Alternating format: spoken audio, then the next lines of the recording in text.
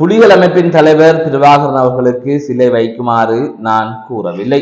எனது தலைவரான ரோகண விஜயவீரவுக்கு சிலை வைப்பதற்கே நான் கூறவில்லை. அப்படி இருக்கின்ற போது எப்படி புலிகள் அமைப்பின் தலைவருக்கு சிலை வைக்குமாறு நான் கூறுவேன்? எதிர்கட்சியினர் தேவையில்லாத பிரச்சனைகளை கொண்டு வர வேண்டாம் என்கின்ற அடிப்படையிலே அமைச்சர் சந்திரசேகர் அவர்கள் நாடாளுமன்றத்திலே ஒரு கருத்தை தெரிவித்திருக்கின்றார். அதாவது தேர்தலுக்கு முன்னரே நான் இது தொடர்பாக ஒரு காணொலி ஒன்றை வெளியிட்டிருந்தேன். அப்போது இது தொடர்பாக தெளிவாக கூறியிருந்தேன் இவர்கள் எப்படியான நபர்கள் என்று. அந்த வகையில் தான் அது தற்பொழுது உண்மை என்று வெளிவந்திருக்கின்றது. இது தொடர்பாக விரிவாக பார்க்க இருக்கின்றோம். அவர் பல விடயங்களை கூறியிருக்கின்றார். இதனை யாழ்ப்பாண மக்கள், வடக்கு மக்கள் எதிர்பார்த்திருக்க மாட்டார்கள். அந்த அளவு விடயங்களை அவர் நாடாளுமன்றத்திலே கூறியிருக்கின்றார். அதை தவிர முல்லைத்தீவு புதுக்குடியிருப்பு பகுதியிலே நபர் ஒருவர் அளவுக்கு அதிகமான ஐஸ் போதைப் பொருளை நுகர்ந்ததால் மரணம் அடைந்த சம்பவம் தொடர்பாக செய்திகள் வெளியாகி இருக்கின்றது. இது தொடர்பாகவும் இந்த தொகுப்பிலே விரிவாக பார்க்க இருக்கின்றோம். அதுவே தந்தை கனவில் வந்து ஒரு இடத்தில் புதையல் இருப்பதாக கூறிய நிலையில் அந்த புதையலை தோண்டுவதற்காக இத்தாலியில் இருந்து பெண் ஒருவர் இலங்கைக்கு வந்திருக்கின்றார். இது தொடர்பான தகவலும் வெளியாகி இருக்கின்றது. இது ஒரு சுவாரஸ்யமான தகவலாக இருக்கும். இவை தொடர்பாகத்தான் இந்த செய்தி தொகுப்பிலே பார்க்க இருக்கின்றோம். அதற்கு முதல் ஜேகே ரிப்போர்ட் எனப்படுகின்ற இந்த யூடியூப் சேனலை சப்ஸ்கிரைப் செய்து கொள்வதுடன் தொடர்ந்து அருகில் இருக்கின்ற பெல் பட்டனை கிளிக் செய்வதன் ஊடாக நான் போடுகின்ற ஒவ்வொரு காணொலிகளையும் நீங்கள் உடனுக்குடன் பார்க்கக்கூடிய வகையிலே இருக்கும். தற்பொழுது செய்திகளுக்குள்ளே செல்லலாம். நான் நடராசா ஜெயகாந்தன். கடற்தொழில் அமைச்சர் சந்திரசேகர் அவர்கள், அதாவது யாழ் தேர்தல் மாவட்டத்தை அல்லது வடக்கு மாகாணத்தை பொறுப்பேற்று கருத்து கூறுகின்ற ஒருவராக தேசிய மக்கள் சக்தி சார்பாக இருக்கின்ற ஒருவர் தேசிய பட்டியலின் ஊடாக அவர் தெரிவாகி பின்னர் அமைச்சராக நியமிக்கப்பட்டார். இவர் அவ்வப்போது பல கருத்துக்களை கூறி வருவார். அதாவது கடந்த தேர்தலுக்கு முன்னர், உள்ளாட்சி மன்ற தேர்தலுக்கு முன்னர், அதாவது வாக்குப்பதிவுகள் இடம்பெறுவதற்கு முன்பாக இந்த பிரசார நடவடிக்கைகளின் போது இந்த புலிகள் அமைப்பை ஏற்றுக்கொள்வது போல ஒரு பாஸ்தாங்குடன் அவரது பேச்சுக்கள் அனைத்துமே அமைந்திருக்கும். அந்த வகையில் வல்வெட்டி துறையில் எங்களது ஆட்சி அமைந்தால், அதாவது தேசிய மக்கள் சக்தியின் ஆட்சி அமைந்தால் தலைவர் பிரபாகரனின் பெற்றோரின் பெயரில் இறங்கு துறை அமைக்கப்படும் என்று குறிப்பிடப்பட்டது.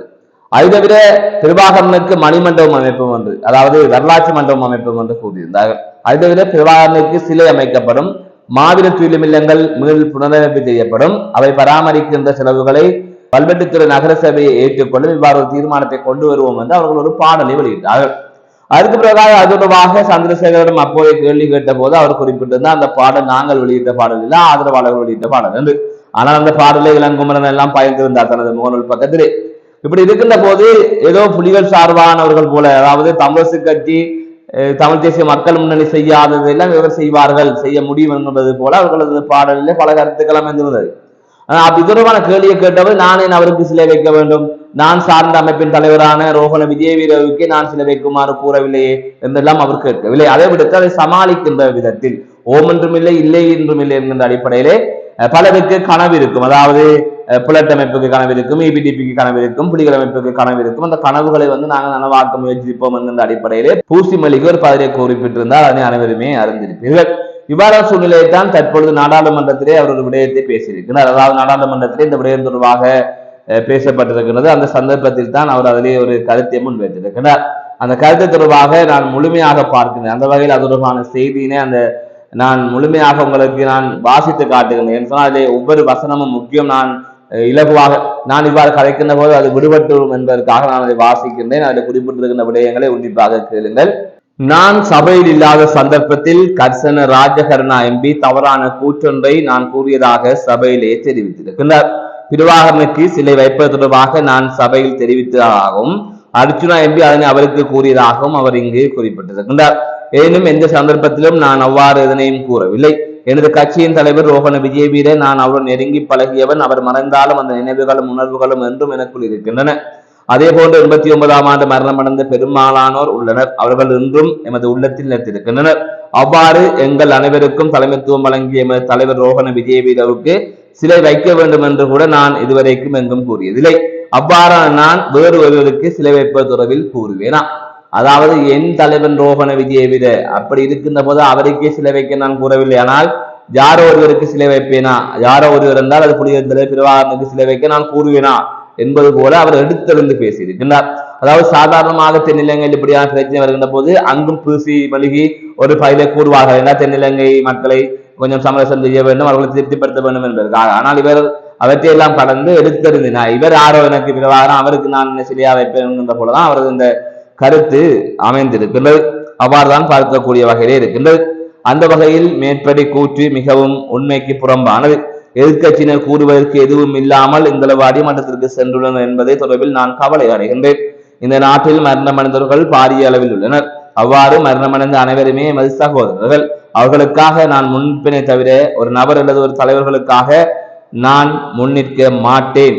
பிரபாகரன் மட்டுமல்ல, உமா மகேஸ்வரன், சவாரத்திடம் என பல தலைவர்கள் இருந்தனர். அவர்கள் தமிழ் மக்கள் நலனுக்காக சில கனவுகளை கண்டனர், எனினும் அவை தோல்வி கண்டன.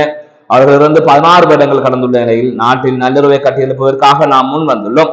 அதனை தடுப்பதற்கும் மீண்டும் நாட்டு இனவாதத்தை கொண்டு வருவதற்கும் மற்றும் தேசிய மக்கள் சக்தி மற்றும் ஜேவிபி தொடர்பில் தவறான கருத்துக்களை மக்கள் மத்தியில் பரப்புவதற்கும் முயற்சிக்கின்றனர். இது போன்ற முயற்சிகளை மேற்கொள்ள வேண்டாம் என எதிர்கட்சியினரை கேட்டுக் கொள்கின்றேன் என்று அவர் குறிப்பிட்டிருக்கின்றார்.